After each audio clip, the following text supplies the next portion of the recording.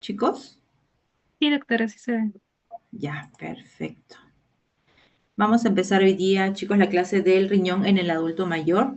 Ya ustedes inicialmente han visto las funciones del riñón, lo normal, lo fisiológico que debe ocurrir en el riñón, pero bueno, en este caso vamos a ver cómo el riñón puede afectarse de acuerdo vamos envejeciendo, que es un proceso al que todos estamos expuestos. Una pequeña introducción. Bueno, como ustedes saben, la medicina ha avanzado conforme el paso del tiempo y esto nos ha dado mejoras en el cuidado de la salud. Estas mejoras nos permiten a nosotros como personas mejorar nuestra expectativa de vida, asimismo al nosotros vivir más, el ser humano poder vivir más, van a haber aparición de enfermedades crónicas y también últimamente estamos viendo que hay una disminución a nivel mundial de las tasas de natalidad y de crecimiento, ¿no? Tenemos menos niños, menos recién nacidos y por lo tanto esto nos lleva a una mayor población longeva. En esa revisión que les he puesto acá es del año 2008, es un poquito antigua, pero es bastante interesante.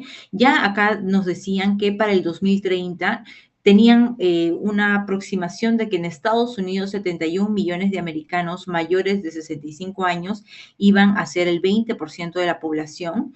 En la Unión Europea los adultos mayores de 60 años iban a conformar el 21% de población y para el 2050 esta iba a incrementar en un 33%. En China, que normalmente ahorita la población es de 1.400 millones de personas, se dice que para el 2030, 143 millones de personas mayores de 60 años van a ser el 11% de su población y para el 2040, 10 años después, esta se iba a duplicar incluso más del doble, 374 millones de personas que equivale a un 24.8% mayores de 60 años, iban a ser la población a nivel de lo que es la población longeva en el mundo, ¿no? Y este crecimiento definitivamente es importante porque la población geriátrica tiene no solo un impacto a nivel de lo que es la parte médica, social y económica. Recordemos que quienes somos las personas económicamente activas son las personas jóvenes, ¿no? Y obviamente si tenemos una población geriátrica, una mayor población geriátrica, van a haber mucho impacto, ¿no? En estas tres esferas. Este es un cuadro pequeño en el cual más o menos de las Naciones Unidas dan una proximidad de cómo va a incrementar conforme pase el tiempo el porcentaje de adultos mayores, ¿no? Acá, por ejemplo, esta es una reseña del año 2022, como Japón con casi un 30% para el año 2050, esto va a incrementar hasta un 37.5%. Asimismo, países de Europa, ¿no? Italia de 24% a 37%, va a haber un incremento de población longeva y como prácticamente en la zona de Europa hay mucha población longeva y esta va incrementando conforme pasa el tiempo. En el Caribe solo, bueno, acá consideran a Puerto Rico. Hablando ya de lo que es el tema que vamos a ver hoy día, el envejecimiento, la OMS lo define como un proceso fisiológico el cual comienza en la concepción y ocasiona cambios en las características de las especies durante todo el ciclo de vida. O sea, quiere decir prácticamente desde que ya estamos siendo concebidos, nacemos, ya estamos en un proceso de envejecimiento. Este ritmo es variable en diferentes órganos, así como entre los individuos. Definitivamente todas las personas no vamos a envejecer de una forma similar, ¿no? Y asimismo, si una persona tiene comorbilidades o estilos de vida que no son adecuados, definitivamente el proceso de envejecimiento se va a acelerar. Es un proceso también que es continuo, es irreversible, por más que queramos detener el tiempo, es algo que no podemos hacerlo, es un proceso irreversible, lo que nos va a generar un deterioro funcional y a su vez va a culminar en la muerte. Entonces, como vemos acá, desde que nacemos vamos a pasar por un proceso de maduración, crecimiento, hasta que llega, como quien dice, el pico máximo de crecimiento, que es aproximadamente los 30 años. Antes se decía que eran 40 años, ahora ya no se ha visto que es a partir de los 30 años, empieza el declive, ¿no? El declive de todos nuestros órganos, sistemas, de nuestras funciones fisiológicas, por lo cual la persona va a terminar en envejecimiento. Asimismo, también la ONU define el adulto mayor como toda aquella persona mayor o igual de 60 años. En Perú también tenemos esta clasificación de persona adulta mayor, mayor o igual a 60 años. Ya yendo a lo que es el envejecimiento renal, vamos a ver que, como una pequeña introducción, porque vamos a ver varios cambios, no solo a nivel morfológico, sino también fisiológico, celulares, de lo que va a pasar en el riñón en el adulto mayor. A ver, estamos hablando del adulto mayor sano, por si acaso. Va a haber un proceso evolutivo también en el cual se va a caracterizar por una disminución progresiva de la función renal. Esto se traduce como una disminución de la tasa de filtración glomerular. Va a haber una pérdida lenta, progresiva de las nefronas a partir de los 30 años que estábamos viendo que es la edad donde empieza el declive de las personas, y esta disminución de la tasa de filtración por año aproximadamente es de 0.7 a 0.9 milímetros por 1.73 metros cuadrados, ¿no? Esto en personas sanas, porque definitivamente si tenemos una persona ya con una patología como una diabetes, una hipertensión, ya no va a ser de 0.7 a 0.9, puede ser de 2 hasta 6 mililitros por minuto por 73 metros cuadrados, ¿no? Vamos a encontrar también cambios histológicos, los cuales lo vamos a desmenuzar posteriormente, en el cual el cambio más importante va a ser la nefroesclerosis, ¿no? La esclerosis a nivel global de los glomérulos, va a haber una fibrosis en el intersticio, atrofia de los túbulos, pérdida de la densidad tubular y también arteriosclerosis, que esta arteriosclerosis en verdad ocurre en todos los vasos sanguíneos del adulto mayor, ¿no? Pero sobre todo también vamos a verlo a nivel renal. Asimismo, van a haber factores que precipiten o que aceleren este envejecimiento como factores protectores. Dentro de los factores que van a precipitar más el envejecimiento de nuestro riñón, tenemos a la cabeza la diabetes, hipertensión, defectos metabólicos, las glomerulopatías, enfermedades propias del riñón, hipoxia, una dieta rica en grasas o calorías, procesos infecciosos, procesos inflamatorios, el estrés oxidativo, todo esto va a generar mayor envejecimiento a nivel renal, y factores protectores que también vamos a ver más tarde. La inhibición del eje renina-angiotensina-aldosterona, una dieta con restricción calórica, la activación de antioxidantes como las sirtuinas, el cloto, que también es una proteína antioxidante, un tratamiento apropiado de una enfermedad basal, si el paciente es diabético o hipertenso, que es algo que a veces no podemos cambiar, si lo manejamos, si el paciente está controlado, el proceso de envejecimiento va a enlentecer, asimismo como la terapia antifibróticas, ¿no? Ya terapia netamente propia a nivel molecular. Entonces, como vemos acá en este cuadro, las curvas, es un cuadro muy interesante en el cual, por ejemplo, en las curvas, en la línea verde, tenemos una población sana, un adulto mayor sano que va a ir envejeciendo, pero conforme pasen los años, la función renal como un proceso fisiológico va a disminuir y va a llegar a lo que es la definición de enfermedad renal crónica, que sabemos que es una tasa de filtración menor de 60. Si este paciente tuviera, se espera que esta persona tenga comorbilidades como por ejemplo hipertensión, diabetes, obesidad, recién las está desarrollando, vamos a ver que de forma más rápida va a llegar a la tasa de filtración glomerular que equivale a la ARC, que es la tasa de filtración menos de 60. Pero si esta persona ya de por sí ya tiene una enfermedad crónica establecida, ya sea una nefropatía diabética o una glomerulopatía, como vemos en la flecha en naranja, vamos a ver que esta progresión es mucho más rápida va a llegar a lo que es la tasa de filtración menos de 60, ¿no? Acá ya tenemos la definición, enfermedad renal crónica, hablamos de una tasa de filtración menos de 60, pero ¿qué pasa, por ejemplo, con esos adultos mayores que son sanos, que no tienen ninguna patología de fondo, que sus riñones, bueno, van a tener cambios propios por la edad, pero no tienen en verdad una patología, son personas sanas? ¿Cómo podemos decir que ese abuelito, digamos, ya tiene una enfermedad renal? ¿Cuándo nosotros lo podemos considerar? Porque por la edad puede salirle 60 mililitros por minuto y no necesariamente tener una enfermedad renal crónica. Muchos autores postulan de que hablemos de enfermedad renal en el adulto mayor sano cuando éste tenga una tasa de filtración menos de 45 mililitros. Ya cuando llega al menos de 45, ahí sí ya decimos este adulto mayor ya posiblemente tiene un grado de enfermedad renal crónica. Entonces, ya hablando con lo que es la patogenia del envejecimiento renal, que en verdad es la patogenia que se repite en todas las células, lo que es el envejecimiento celular, va a estar conformado por mecanismos celulares y moleculares relacionados al envejecimiento en general y al envejecimiento renal, ¿no? La senescencia celular va a desempeñar un papel crítico en la mediación del envejecimiento y enfermedades relacionadas con la edad. Ahorita vamos a ver que hay muchos factores que no solo se asocian a envejecimiento, sino también a patologías. Aquí entran también, como en todo, los factores genéticos, ambientales, socioeconómicos, los cuales pueden afectar esta senescencia celular, acelerándola o retrasándola. Ya hablando de lo que es la senescencia celular, es la detención irreversible del ciclo celular en respuesta a diferentes tipos de estrés. Y lo que vamos a encontrar es una triada.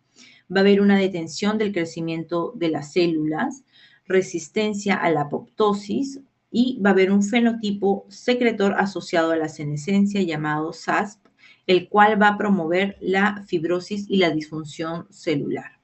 Acá vemos un ejemplo de cómo, digamos, a nivel celular se afecta la senescencia, ¿no? Va a haber el acortamiento de telómeros, va a haber disfunción de las mitocondrias, un arresto del ciclo celular. Eso es lo primero que vamos a ver en la detención del ciclo de crecimiento celular, que no solo ocurre a nivel de riñón, sino en todas las células.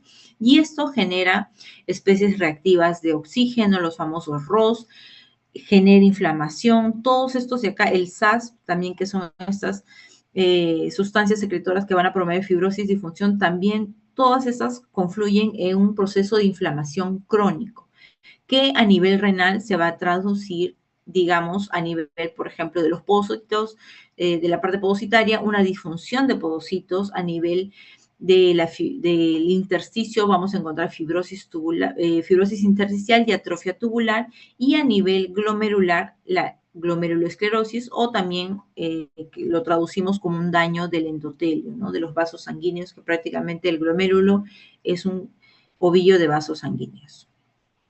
Asimismo, como estábamos viendo, hay toda una serie de factores que van a activar las señales de senescencia, entre ellos estos de acá, los CDK4, que son los inhibidores de la quinasa dependiente de ciclina.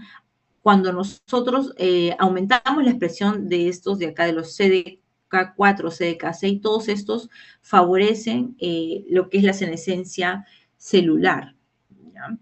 Pero sí hay otros factores que son protectores. Bueno, los factores que activan estos inhibidores de la quinina dependiente de ciclasa son mayormente factores estresantes, la misma edad, una lesión renal aguda, hipertensión, diabetes, etc. Pero tenemos factores que protegen, como habíamos mencionado, la sirtuina 1, el cloto, que es una proteína importante antioxidante, y al final, en caso se activen, digamos, los factores activen más de estos inhibidores dependientes de ciclina, lo que vamos a encontrar es una disminución de la capacidad de la función renal y una susceptibilidad, perdón, para, ay, creo que se salió. Vamos a encontrar mayor proliferación, fibrosis, el arresto del crecimiento celular y por ende el envejecimiento.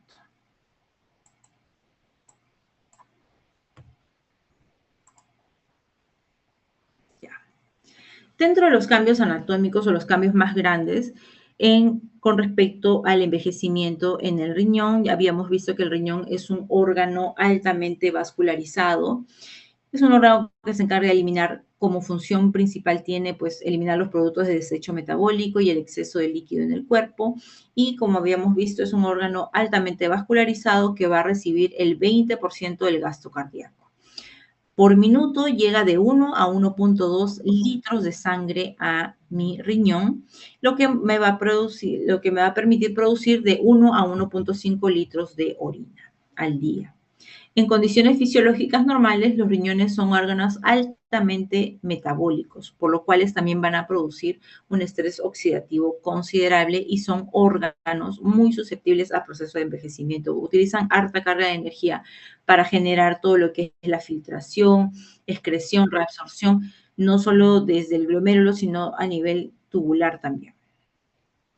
Entonces, los primeros cambios que vamos a ver, que son cambios fisiológicos por la edad, vamos a ver la reducción del tamaño y el peso renal. Como vemos en esta figura, es un riñón de una persona joven y si le hacemos una ecografía renal a una persona adulta mayor, vamos a encontrar un riñón disminuido de tamaño y por ende también la masa renal va a disminuir.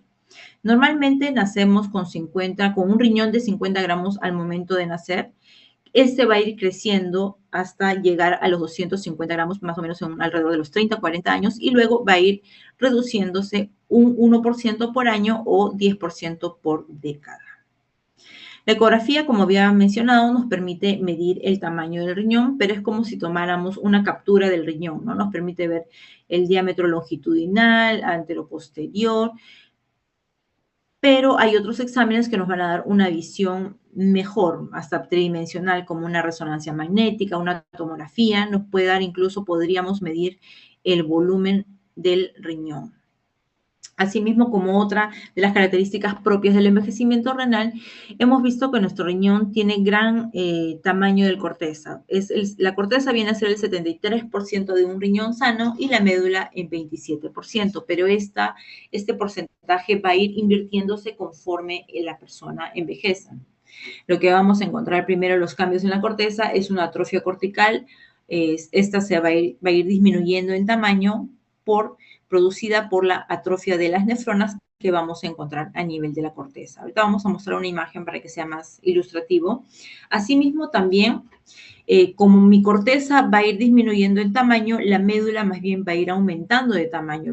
En la médula, mayor parte, lo que vamos a encontrar son los túbulos. Entonces, estos túbulos, con tal de seguir funcionando, de compensar la falla de las nefronas que no van a, digamos, a filtrar adecuadamente, los túbulos van a trabajar más y va a haber una hipertrofia tubular que vamos a encontrar como una medida compensatoria. Esto va a ir pasando, como les digo, a partir de los 30 años vamos a empezar a ver estos cambios, pero a partir de los 50 años estos cambios van a ser más bruscos. Ya no solo va a disminuir el volumen de la corteza, sino también ya la médula va a empezar a atrofiarse. Y va a haber mayor crecimiento de lo que es la grasa perirrenal, el intersticio. Entonces se dice que más o menos a partir de los 50 años vamos a perder un volumen renal de 22 centímetros cúbicos por cada 10 años. Este volumen renal es un importante indicador de insuficiencia renal. Definitivamente, si tenemos un riñón, un órgano renal más pequeño, la función va a ser mucho menor. Entonces vemos acá cómo sucede el proceso del envejecimiento. Tenemos acá nuestra corteza renal, la cual conforme pasa el tiempo se va a ir reduciendo de tamaño. La médula inicialmente compensa esta disminución de la corteza renal, pero a partir de los 50 años también se reduce de tamaño. La grasa intrarrenal va a crecer, va a tratar como que de cubrir esos espacios que se han atrofiado y asimismo la superficie renal, que es una superficie lisa, se va a volver rugosa y también podemos ver aparición o incremento de quistes renales como parte del deterioro o atrofia severa de los túbulos. Otros cambios macroscópicos que ya les había mencionado, incremento de la rugosidad de la superficie del riñón, van a aparecer estos quistes, pueden aparecer o en un riñón o en ambos, pero normalmente son quistes únicos o menos de 3 quistes por riñón. Son una poca cantidad de quistes y normalmente son benignos. Vienen los pacientes a la consulta, se les evalúa, se les pide su ecografía, se les hace un seguimiento anual ecográfico y se les explica que son quistes benignos, que no van a incrementar o a menos que sea la aparición de una enfermedad renal poliquística, que ahí sí aparecen más de un quiste, más de 3 quistes, pueden haber 10 quistes y es usualmente bilateral. Asimismo, la aparición de quistes están asociados con hipertensión, va a disminuir el parénquima renal y va a generar cambios funcionales, ¿no? Entonces, acá vemos una imagen, usualmente este es un quiste renal único, el cual hacemos seguimiento ecográfico anual para ver si estos aumentan, si se mantienen igual. Muy pocas veces desaparecen, pueden a veces disminuir su tamaño, pero ahí permanecen en el riñón. Otros cambios que vamos a encontrar ya un poco más microscópicos A nivel de las nefronas, nosotros nacemos con de 800 a 1 millón de nefronas por riñón. O sea, cada ser humano tiene aproximadamente 2 millones de nefronas. Estas, conforme va a pasar el tiempo, vamos a ir perdiendo las nefronas, van a ir, como quien dice, muriéndose porque vamos a encontrar una glomerulosclerosis. Y se dice que hay una pérdida de la masa nefronal de un 10% por década, prácticamente 1% por año. Ya habíamos mencionado que el envejecimiento se debe netamente por la glomeruloesclerosis que va a ocurrir y es una glomerulosclerosis global. El glomérulo completamente se esclerosa y esto me disminuye la cantidad o la densidad glomerular. Por lo tanto, también va a haber disminución de la tasa de filtración glomerular. Asimismo, los glomérulos sanos que todavía quedan, ¿no? Van a hipertrofiarse, van a trabajar más y van a hacer una hipertrofia compensatoria de los glomérulos esclerosados. Lo vamos a ver mucho más detallado en imágenes histológicas.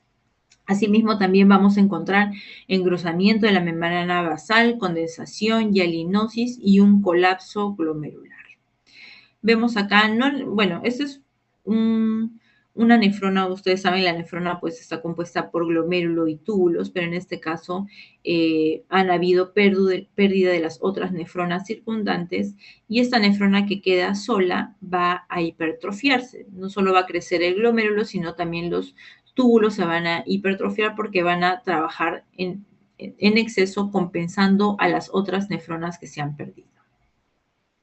Entonces acá vemos una histología de una paciente joven, vemos acá los glomérulos que están de un adecuado tamaño, tenemos 5 glomérulos acá, este está un poco más pequeño, vemos los túbulos también que captan bastante la tinción, se ven bien rosaditos, con una buena morfología, usualmente tienen su epitelio cúbico, dependiendo de dónde estén, puede ser cúbico, cilíndrico, pero digamos están indemnes, ¿no? Con las células normales que vamos a ver a nivel del glomérulo, el espacio de Bowman, no vemos ninguna otra alteración.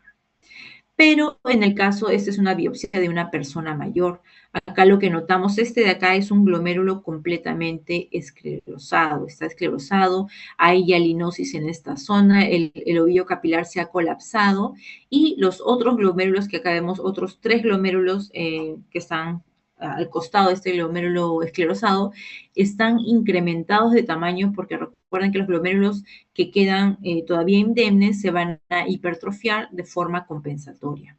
Vemos también los túbulos un poco más pálidos, usualmente estos tienden a atrofiarse, se adelgazan y se incrementa más la luz tubular y a nivel de los vasos sanguíneos vamos a encontrar un crecimiento de la capa íntima, incluso bueno, esta se puede engrosar tanto que hasta se ocluye la luz vascular y esto genera mayor daño a nivel de la región de la zona renal afectada, ¿no? Como vemos acá, hay un mayor aumento, este glomérulo está esclerosado, acá vemos unos túbulos más pálidos, más adelgazados, poco a poco se van atrofiando, va a haber también mayor incremento va a haber mayor fibrosis intersticial. ¿Ya? Y acá vemos, bueno, este es el glomérulo que está compensando, que está aumentado de tamaño. Acá también podemos ver otra imagen en la cual vemos 2 glomérulos completamente esclerosados y al costado de él un glomérulo incrementado de tamaño, que es el glomérulo que está compensando la pérdida de estos dos.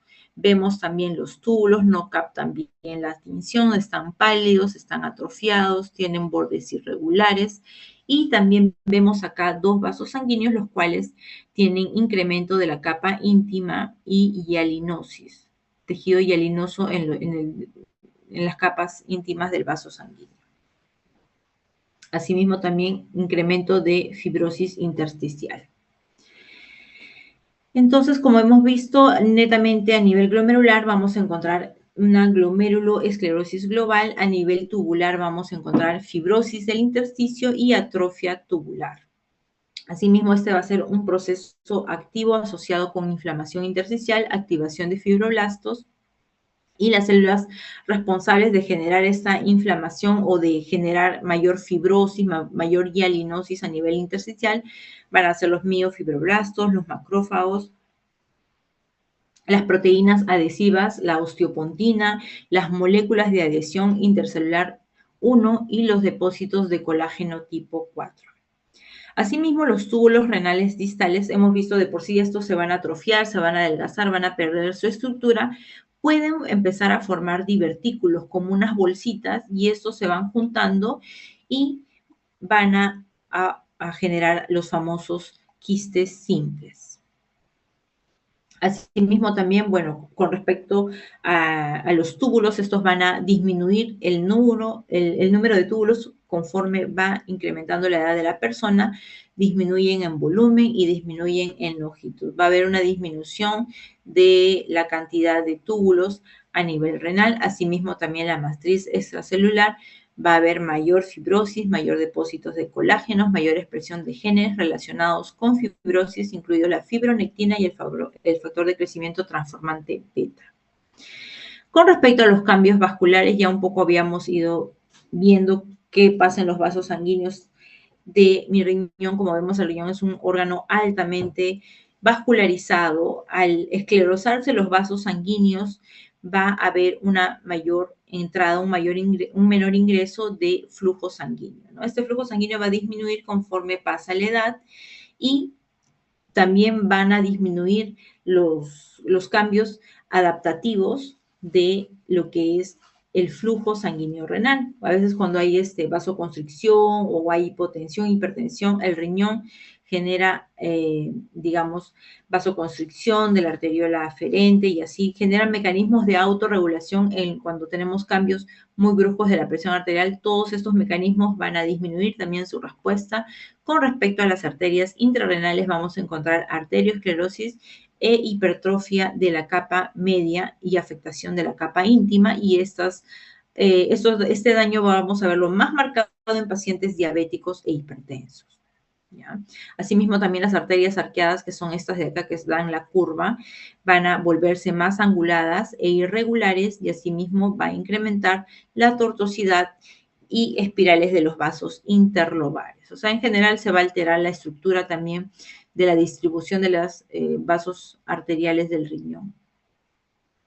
Vamos a encontrar también a nivel de las arteriolas depósitos hialinos dentro del vaso sanguíneo, lo cual va a generar obliteración o obstrucción de la luz capilar, generando mayor esclerosis a nivel glomerular. Asimismo, van a aparecer vasos colaterales, ¿no? O también conocidos como shunts a nivel de lo que es la irrigación arterial y venosa de los túbulos. Y de por sí lo que vamos a encontrar es una disminución del flujo sanguíneo que me va a generar mayor deterioro, mayor esclerosis glomerular, mayor atrofia tubular.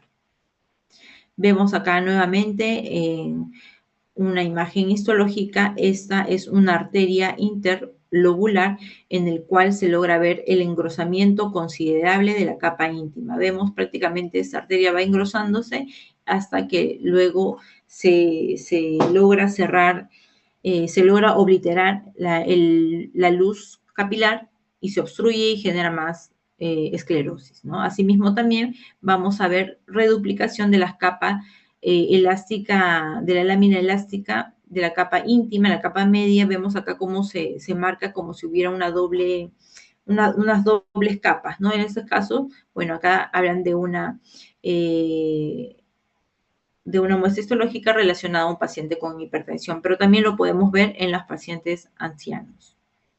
Entonces, estos son más que todos los cambios microscópicos que vamos a encontrar en el proceso de envejecimiento renal, que son cambios propios ya de la edad, ¿no? A nivel del glomérulo, vuelvo a repetir, la glomerulosclerosis, el ensanchamiento de la membrana basal y el incremento de la matriz mesangial. A nivel del túbulo intersticial, fibrosis túbulo intersticial, disminución del número, volumen y largo de los túbulos, por ende va a haber una disminución también de la densidad tubular. Y a nivel vascular vamos a encontrar arteriosclerosis, depósitos hialinos, y también podemos encontrar, como el glomérulo es prácticamente un ovillo vascular, vamos a encontrar glomérulos, arteriolas sin glomérulos, ¿no? O sea, glomérulos completamente esclerosados, que ya prácticamente no hay un flujo, no hay irrigación que llegue a ese glomérulo. Acá vemos otra imagen en resumen de lo que ya estamos hablando de los cambios microscópicos. No vamos a ver la glomerulosclerosis, cómo se va cicatrizando, cómo se van generando lesiones irreversibles, la fibrosis intersticial, incremento de esta. Obviamente no tenemos una buena irrigación glomerular. Esto se va a traducir como una disminución de la tasa de filtración glomerular. Asimismo, también vamos a encontrar cambios a nivel de los vasos sanguíneos, atrofia de los túbulos y engrosamiento de la membrana basal, y también daños, arteriosclerosis. Esta arteriosclerosis a nivel vascular va a generar isquemia, hipoxia. ¿En qué se traduce todos estos cambios que hemos estado mencionando? Se van a traducir en una disminución de la función renal, la cual se equipara a una disminución de la tasa de filtración glomerular, y no solo va a disminuir la tasa de filtración, sino también disminuye el flujo sanguíneo renal y el flujo plasmático renal. El flujo plasmático renal prácticamente es el 50-60% del flujo sanguíneo renal que ingresa para lo que es la filtración glomerular. A partir de los 30 años ya habíamos visto, bueno, esto es redundante, hemos visto que empieza el declive, la pérdida progresiva de nefronas, y la disminución anual también ya lo hemos visto.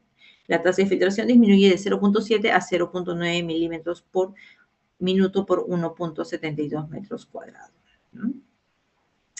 Entonces, con respecto a la disminución del flujo plasmático renal, que es el plasma que nos va, bueno, que se va a filtrar a nivel glomerular al final y al cabo, este normalmente es de 600 mililitros por minuto hasta la cuarta década de vida, pero se dice que va a disminuir hasta unos 300 mililitros por minuto, o sea, prácticamente disminuye la mitad cuando ya la persona llega a los 80 años.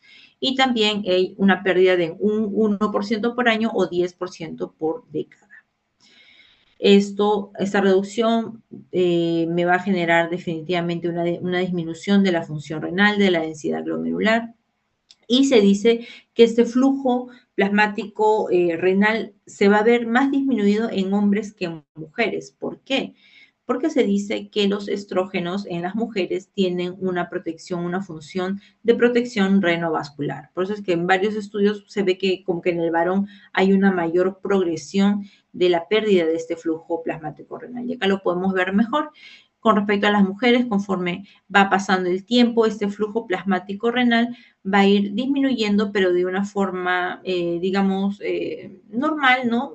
Casi estable, un descenso estable, pero en el caso de los varones, a partir de los 50 años se ve un declive mayor, un descenso más rápido, más brusco en diferencia a las mujeres.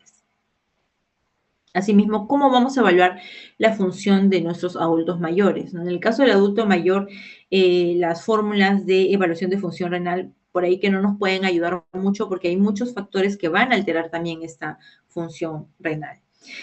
Al nosotros evaluar la función renal basado en la creatinina, vamos a ver que no es muy fiable por este tema que es importante, la sarcopenia. Usualmente sabemos que la creatinina es sustrato digamos, viene de los resultados de los productos proteicos. Entonces, el adulto mayor pues no va a tener mucha ingesta de proteína, va a haber pérdida de la masa muscular y por ende también va a haber una disminución en lo que es la producción de creatinina.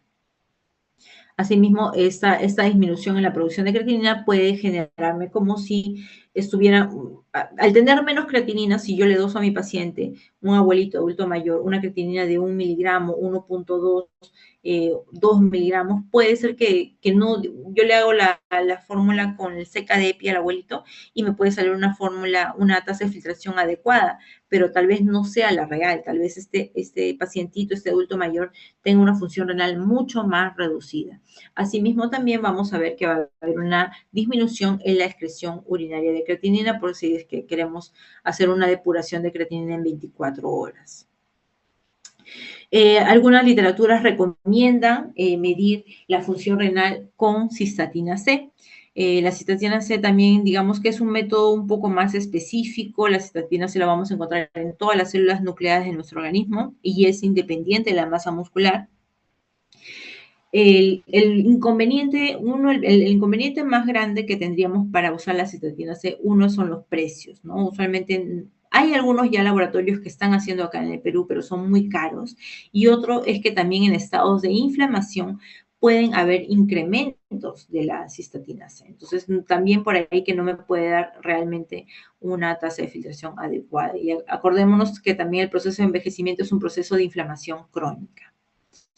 Asimismo, es importante medir de cierta forma, establecer una tasa de filtración glomerular en nuestros adultos mayores. ¿Para qué? Para poder precisar la dosis de medicamento. Eso es importante, chicos, porque muchas veces los pacientes adultos mayores llegan a hospitalizarse, llegan por emergencia y se les da un tratamiento habitual como si fuera una persona joven, como si no tuviera comorbilidades y no se tiene en cuenta la dosis adecuada para el adulto mayor.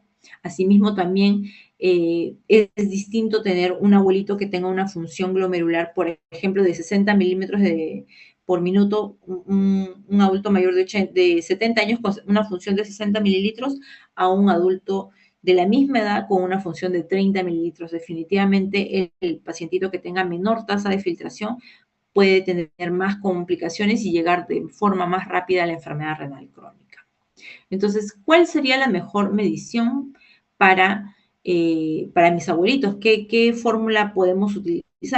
Usualmente siempre seguimos utilizando la ecuación del CKD-EPI, incluso hay calculadoras que ya simplemente nos ayuda a calcularlo, pero hay incluso también la ecuación de CKD-EPI más cistatina C, que es combinada y que incluso nos da nos llega a dar un mejor resultado para ver cuál es realmente la tasa de filtración de mi adulto mayor. Necesariamente para hacer este cálculo necesitamos el valor de cistatina C, que lamentablemente todavía no lo tenemos a la mano. Podemos pedir también una depuración, un aclaramiento de creatinina en muestra de orina de 24 horas, también nos puede servir. Y bueno, esto es un poquito, no lo utilizamos mucho el iotomalato, el iotalamato, perdón, no lo utilizamos de rutina. Usualmente seguimos utilizando nuestra fórmula de CKD-EPI para tener una noción inicial de cómo llega nuestro abuelito a la consulta y, para ser un poco más exactos, la depuración de creatinina en orina de 24 horas.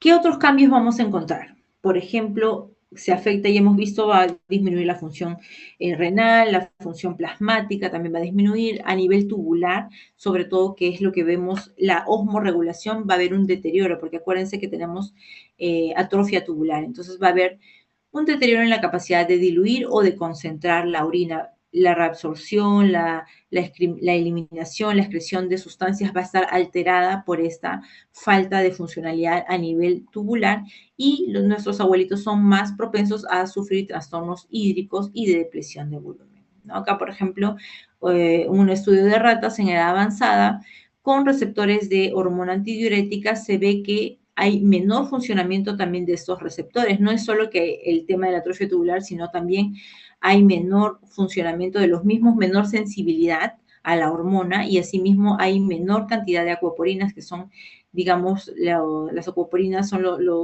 las puertitas de entrada para ya sea reabsorber o eliminar orina, ¿no? Entonces se altera todo, no solo se altera la estructura tubular, sino también todas las enzimas, las proteínas que nos ayudan como contrasportadores de sustancias.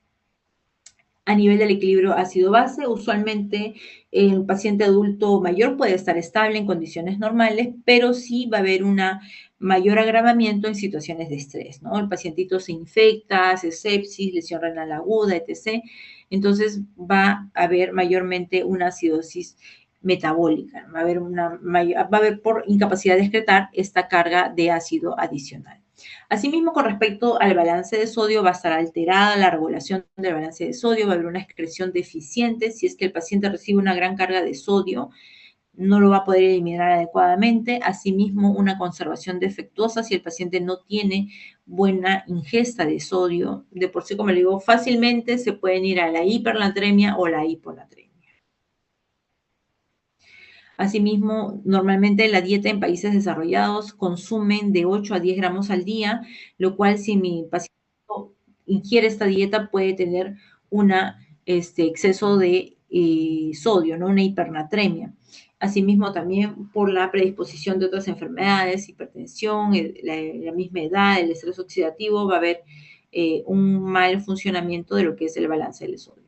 La hiponatremia siempre es lo más frecuente, el 11% de la población geriátrica y un 5%, un 5,3% en ancianos hospitalizados. Hipernatremia es un poco más difícil de encontrar, podemos encontrar en un 1% de ancianos hospitalizados y en aquellos, bueno, usualmente ellos tienen una respuesta de ser reducida, por lo tanto siempre van a tender a la deshidratación y asimismo a aquellos adultos mayores dependientes que no tengan acceso al agua. Con respecto al potasio, va a haber la excreción del potasio y la gradiente transtubular va a estar disminuida, por lo tanto no va a haber una adecuada filtración, una adecuada eliminación del potasio y va a tender el adulto mayor a una tendencia a hipercalemia.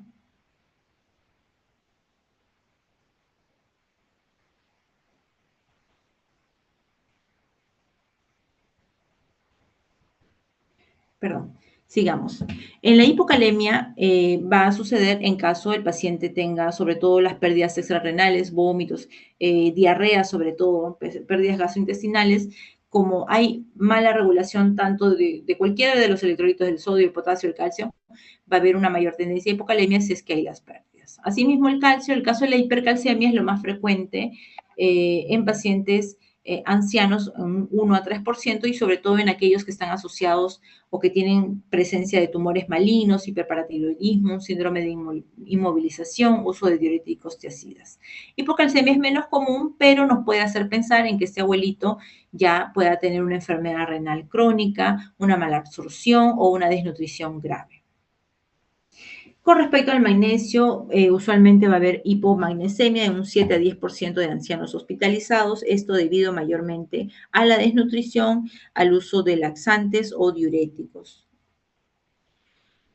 Hipermagnesemia es menos común y asimismo también puede ser que el pacientito esté con enfermedad renal, esté reteniendo magnesio o esté tomando su popular magnesol todos los días y como no tiene un buen control de electrolitos va a empezar a retener. Y también el paciente es más frecuente a tener hiperuricemia, incrementa más el ácido úrico en sangre. Entonces, ya hablando de enfermedad renal crónica, ya habíamos visto, a diferencia de los adultos jóvenes, cuando ya mi paciente adulto mayor tiene una tasa de filtración menos de 45, ojo a estar alertas, puede ser que ya el adulto mayor tenga una enfermedad renal crónica. Definitivamente esta va a aumentar con la edad. No todas las enfermedades renales crónicas van a ser iguales en todos los adultos mayores, ¿no? Y bueno, acá estamos repitiendo más que todo lo que es la definición, qué es lo que vamos a encontrar, marcadores de daño renal. Eso también tenemos que evaluar, no es solo haya disminución de la tasa de filtración y ahí nos quedamos, ¿no? Tenemos que evaluar si mi adulto mayor tiene proteinuria, hematuria, alguna otra alteración en la ecografía renal, si hay poliquistosis renal, etc. Tenemos que estudiar más de forma completa para descartar realmente si es que estamos frente a una enfermedad renal crónica o si es una disminución propia de la edad. Aquí mismo ya saben, ya lo conocen, los estadios de la tasa de filtración glomerular va descendiendo y también asociar con los niveles de proteinuria, los cuales conforme vayan avanzando van a ser de peor pronóstico para mi paciente. Entonces hay que ver, hay que determinar si realmente esta disminución de la tasa de filtración se debe al envejecimiento o si este paciente, bueno, presenta un envejecimiento con comorbilidades o si hubiera una enfermedad renal primaria o secundaria a otra patología. Debemos determinar todo esto. Las herramientas que vamos a usar, definitivamente la historia clínica del paciente, antecedentes personales, antecedentes familiares. Debemos de medir la tasa de filtración glomerular de forma precisa, exámenes de orina, en los cuales vamos a pedir, pues vamos a analizar qué células vamos a encontrar ahí, si hay hematuria, proteinuria, todos estos índices, una ecografía renal de vejiga y si es un adulto mayor varón, una vesicoprostática también y otros exámenes adicionales, ¿no? Ahí también tenemos lo que es una calculadora de riesgo en falla renal, una calculadora que nos va a permitir la predicción de riesgo de RC, ¿no? Entonces acá vamos a colocar la edad del paciente, el sexo, dónde está viviendo, su ratio albúmina creatinina y la tasa de filtración glomerular que le hemos calculado y de acuerdo a eso nos va a dar una predicción. Para más o menos ejemplificarlo, vamos a poner acá dos pacientitos. Tenemos la paciente A, ella es una mujer de 75 años con una creatinina sérica de 1.5 miligramos por decilitro. Se le hace más o menos le hago su tasa de filtración con un CKD-EPI, me salen 36 mililitros por minuto y un radio de albuminuria creatinina en orina de 10 miligramos por gramo. Lo coloco en la calculadora y me sale que más o menos su riesgo de enfermedad renal terminal o enfermedad renal avanzada a los 5 años es de 1%. Tengo otra paciente B, la misma edad, 75 años, tiene 1.5 miligramos, el mismo valor de creatinina que mi otra pacientita, la misma tasa de filtración con el CKD-EPI, pero su relación albúmina-creatinina es mucho mayor de los 300 miligramos por gramo, o sea, estamos en 500 miligramos por gramo. Esta albuminuria definitivamente me va a alterar el riesgo de insuficiencia, a los 5 años va a ser un riesgo mucho mayor. Hemos visto acá 1%, acá va a ser 11%. Entonces, definitivamente voy a tener más cuidado con esta paciente adulta mayor. Con respecto a la lesión renal aguda, de por sí ya hemos visto todos los cambios fisiológicos, todo el declive que ocurre en el riñón. Entonces, definitivamente, si mi adulto mayor se expone a un cuadro de una lesión renal aguda, ya sea por la causa que sea, ellos tienen mucha mayor riesgo. Con mayor facilidad van a llegar a ser lesión renal aguda. Y mayormente hemos visto que puede ser de etiología isquémica o nefrotóxica, ¿no? Ya les he dicho, el paciente adulto mayor a veces tiene polifarmacia, entonces hay que tener cuidado con los medicamentos que está ingiriendo. Asimismo, también el potencial de recuperación luego de una lesión renal aguda va a ser mucho menor que una persona joven, porque ya hemos visto, tenemos menos nefronas, se van a dañar más, al momento de recuperar se va a terminar con mucho menos también número de nefronas, hay una disminución de la tasa de filtración glomerular e incluso puede requerir diálisis mi abuelito adulto mayor. Entonces vemos acá en este ejemplo, ¿no? De por sí la misma edad ya es un factor de riesgo para que el adulto mayor presente una lesión renal aguda y más si ya de por sí él tiene una enfermedad renal crónica. Esta lesión renal aguda me va a generar que si mi paciente tiene un riñón sano, va a progresar de forma más rápida a la enfermedad renal crónica. Y si de por sí ya el adulto mayor tiene enfermedad renal crónica y se reagudiza, esta tasa va a seguir bajando más y va a ser más proclive a terapia de reemplazo renal. Entonces, ¿qué medidas voy a optar en el adulto mayor? Lo primero, siempre, como toda persona, ver los cambios de estilo de vida. Una dieta adecuada, balanceada, la actividad física, acorde a la edad del paciente y acorde a la funcionalidad del paciente, porque tampoco no le vamos a decir al abuelito, tienes que ir al gimnasio, hacer pesas, correr, no, todo eso es de acuerdo a la capacidad funcional del adulto mayor, evitar todo lo que es el cigarro, cualquier noxa adicional y el manejo del peso también es importante. La obesidad es una patología que está generando mucho daño no solo a nivel metabólico, sino también a nivel renal. Entonces, una de las medidas principales que se ha visto es la restricción calórica. No es que tampoco no le vamos a dar nada de calorías, sino le vamos a dar una dieta con, digamos, con calorías que sean un poco más nutritivas, evitar los azúcares refinados, que son, digamos, carbohidratos más procesados, ¿no? Ha demostrado esta restricción calórica mejorar la esperanza de vida media, y eso es para todos, no solo para los adultos mayores, atenúa el envejecimiento y retrasa la aparición de enfermedades propias del envejecimiento como el cáncer, la diabetes, enfermedades cardiovasculares, la atrofia cerebral. Y esta restricción calórica también se ha visto que incrementa la actividad de la sirtuina a nivel de los tejidos y a nivel del tejido renal. ¿Qué son las sirtuinas? Son unas enzimas que suprimen el estrés oxidativo, o sea, también son llamadas antioxidantes. Mejoran la fusión de las mitocondrias, previenen la autofagia. Se ha visto que estas sirtuinas mejoran la desacetilación de proteínas como la FOXO3 y la BNIP3, que son proteínas encargadas de la autofagia de las células tubulares proximales. Incrementamos estas, disminuimos la autofagia de las células tubulares.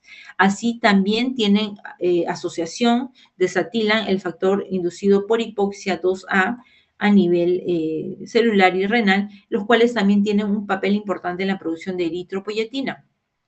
y también son moduladores críticos de los niveles del sistema de oxígeno. En general tienen muchos efectos positivos con respecto al envejecimiento. Respecto a la terapia farmacológica, ya lo hemos visto, tenemos que tener mucho cuidado con los medicamentos que le damos al adulto mayor, evitar en lo más que se pueda los nefrotóxicos y dosificar los tratamientos acorde a la tasa de filtración de mi adulto mayor. En nefrotóxicos más comunes, los aminoglucósidos, la anfotericina B, los contrastes radiológicos, contrastes yodados, AINES, ciclosporina, tacrolimus, etc. Hay muchos medicamentos nefrotóxicos. Asimismo, también vamos a utilizar los bloqueadores del sistema renina-angiotensina-aldosterona, ya que se ha visto que mejoran el envejecimiento no solo renal, sino también cardiovascular y reduce la senescencia renal.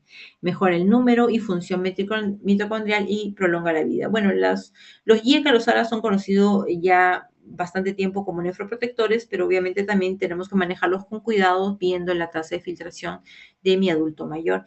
Y ahora último también lo que se está hablando, los inhibidores de SGLT2, que es una enzima cotransportadora que actúa a nivel intestinal, haciendo intercambio tanto del sodio como la glucosa. Bueno, estos inhibidores inicialmente se estaban estudiando para lo que es la diabetes, para generar no solo a nivel intestinal la eliminación de glucosa, sino también a nivel renal, generar glucosuria, mantener los niveles de glucosa en sangre adecuados mediante estas funciones, pero se ha visto que tienen otros efectos pleiotrópicos, no solo a nivel de diabetes. A nivel de corazón se ha visto efectos cardioprotectores, se está utilizando mucho en lo que es falla cardíaca, reducen fibrosis y remodelación del miocardio, disminuyen la lesión por isquemia reperfusión, disminuyen el estrés oxidativo, mejora contractibilidad del miocardio.